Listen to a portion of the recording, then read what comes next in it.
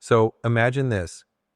You prep for weeks to defend your boss's trade policies in front of Congress, and just as you're finishing your 2-day testimony marathon, your boss changes the whole plan in real time, and a congressman reads it to the room off his phone.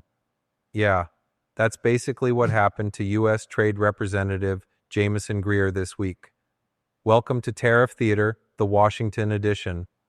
I'm your host, James, and welcome back to Real Talk with Marcus. You want to stick around for more to hear this story we got for you.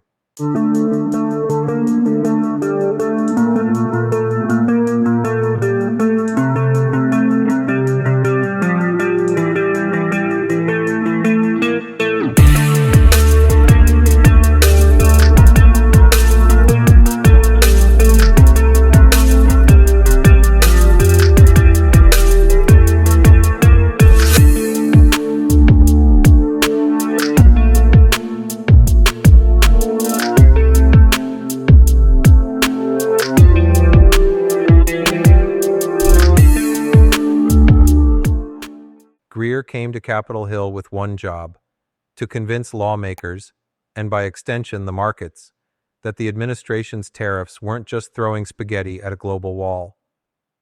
But what did he get instead? A surprise Trump curveball.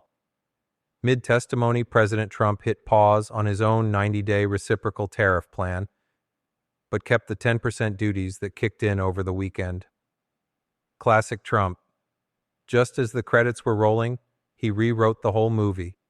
And yes, a Democrat literally interrupted the hearing to read Trump's update live from his phone. Congressman Tom Suozzi called it like he saw it. The president just pulled the rug out from under you. Oof. Over the course of 2 days, Greer fielded a full-blown bipartisan grilling. Even Republicans, who normally stick with Trump, were squinting at the fine print. One standout moment? Senator Thom Tillis of North Carolina asked, "Whose throat do I get to choke if this proves to be wrong?" We assume that was metaphorical, but the frustration? Very real.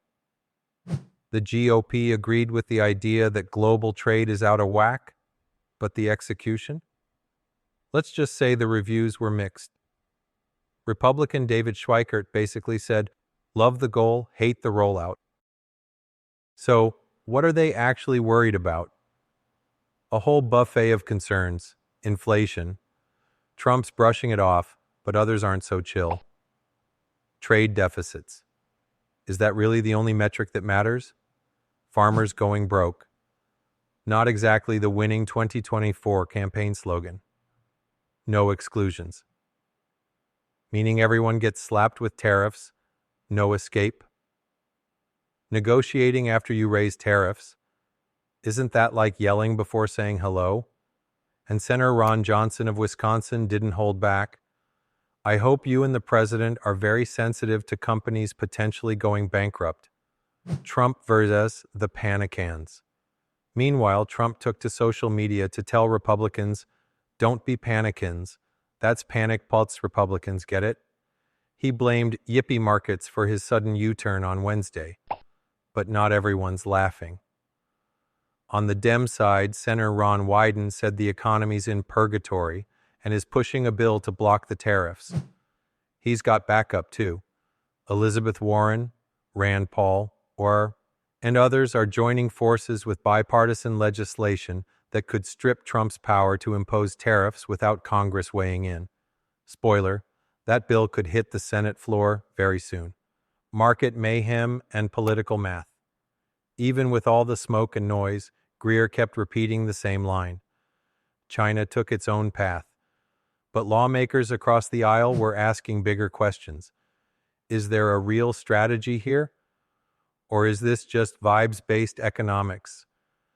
As Raymond James's Ed Mills put it, Republicans didn't quite go for the jugular, but they raised enough red flags to fill a beach. And let's not forget, all this is happening right before an election year. Some GOP insiders are already warning that Trump's tariff theatrics could become political baggage if the economy doesn't start smiling soon. Senator Tillis set a deadline. February. fix it by then, or risk getting clobbered at the polls. Even he admitted he's not sure how voters will feel. I'm just trying to figure out if they're going to feel good about this. So, to recap, tariffs are on, then maybe off, then kinda paused.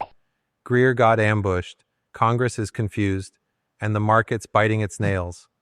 Welcome to the wild world of trade policy, where the rules are made up and the panic is bipartisan.